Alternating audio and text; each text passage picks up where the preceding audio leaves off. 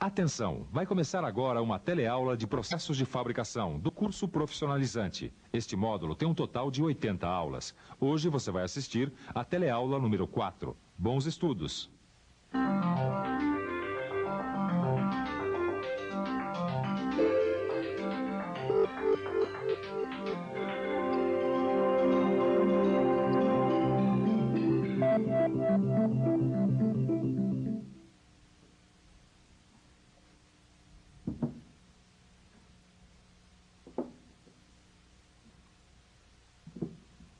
Oi, essas aqui são peças fundidas que têm uma pequena diferença de processo em relação aos processos de fundição que a gente viu até agora. Sabe qual é a diferença? É que essas são peças de precisão dimensional. Sabe o que isso significa? Se não sabe, fique atento, porque este é o assunto da nossa teleaula de hoje. Nesta teleaula de processos de fabricação, nós vamos aprender o que é fundição de precisão. Você vai ver como e quando esse processo é utilizado, assim como suas principais vantagens e desvantagens. Bom, você já sabe que essas peças são produtos da fundição de precisão. Mas como será que elas foram produzidas? Será que foi feito um modelo, depois um molde, depois um metal líquido foi despejado dentro desse molde? Certamente que sim, mas com as particularidades de um processo de alta precisão.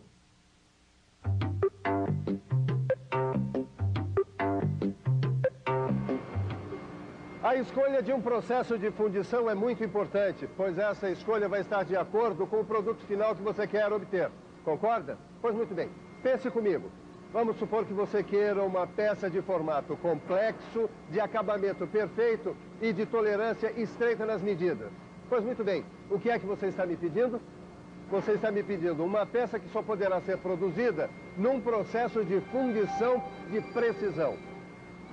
Na fundição de precisão, a gente pode fundir ligas de alumínio, de níquel, de magnésio, de cobre e berílio, de bronze e silício, ligas resistentes ao calor, além do aço e do aço inoxidável.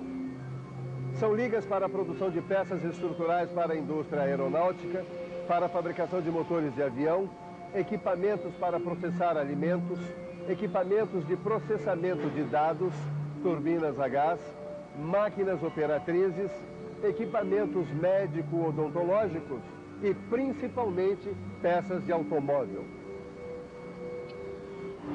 Muito bem, aí você me pergunta, mas em que a fundição de precisão é diferente dos outros processos de fundição? É o que você vai ver agora. Essa é a diferença. A confecção de modelos e moldes é outra história. Para você ter uma ideia da diferença, saiba que na fundição de precisão, tanto o molde quanto o modelo são destruídos depois da produção da peça. Se você assistiu às nossas últimas teleaulas, sabe que a fundição em areia reaproveita o modelo por muitas e muitas vezes, enquanto o molde em areia é destruído após a fundição e a areia é reaproveitada para fazer o outro molde. Aqui, nesse caso, não, é diferente. Tanto o molde quanto o modelo são destruídos na fundição de precisão. Ok. Olá, Ananias, tudo bom? Tudo bem. Me conta uma coisa, Ananias. Eu estava lendo aqui nesse livro e fiquei curioso. É verdade que na fundição de precisão, o molde e o modelo da peça são destruídos? É verdade, sim. Os dois são destruídos. Mas por quê? Bom, antes de explicar isso, a gente precisa considerar o seguinte. Os modelos para a confecção dos moldes na fundição de precisão são produzidos em cera. Eles são produzidos geralmente a partir de uma matriz de metal. Essa matriz é formada por uma cavidade que tem o formato e as dimensões da peça que a gente quer fundir, certo? Certo, mas e daí? Bom, a cera, como você sabe, é um material que derrete com calor. Derretida, ou seja, em estado líquido, ela é injetada dentro da matriz para formar os modelos. Tá bom. Os modelos são feitos de cera, mas e os moldes? São feitos do quê? Os moldes são produzidos a partir de uma pasta ou lama refratária. Lama? É, lama. O outro processo não era em areia? Esse também é em areia, só que bem mais fininha. Ah, legal. Bom, essa lama é feita com sílica ou com zirconita, misturada com... Aglomerante. Isso mesmo, aglomerante. Essa lama seca e endurece em contato com o ar, e é nela que o modelo de cera vai ser mergulhado, e depois recoberto com um material granulado mais grosso.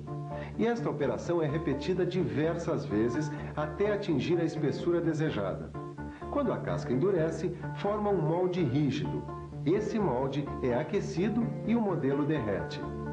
Bom, deu para ter uma boa ideia, não foi, Caio? Eu, claro. Me ajuda aqui, por favor. Bom, pelo que eu entendi, a casca endurecida é que é o molde. É isso mesmo. E é nesse molde que o metal líquido vai ser vazado. Bom, depois, quando a peça se solidifica... O molde é inutilizado. Perfeitamente. E é por causa dessas características do processo que ele também é chamado de fundição por moldagem em cera perdida. Quer ver como é esse processo de fundição por cera perdida? Então preste atenção que nós vamos mostrar cada etapa deste processo. O primeiro passo é o seguinte: a cera fundida é injetada na matriz para a produção do modelo e dos canais de vazamento. Depois, os modelos de cera endurecida são montados no próprio canal de alimentação. Daí, o conjunto chamado árvore é mergulhado na lama refratária. O material do molde endurece e os modelos são derretidos. A cera líquida é recolhida para ser reaproveitada.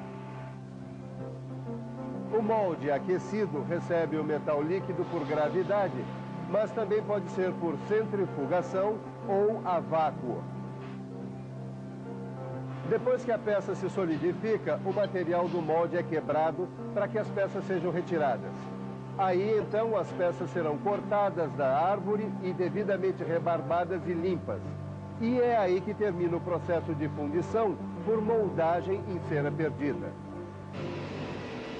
Muitas vezes as peças produzidas por este processo saem tão bem acabadas que não precisam de usinagem. E quando precisam é muito pouca coisa, o que reduz os custos de produção. Agora, como acontece em qualquer processo de fabricação, a fundição de precisão também tem os seus prós e contras, ou seja, as suas vantagens e desvantagens. Muito bem, nós vamos ver agora quais são os prós e quais são os contras. Vamos começar pelos prós.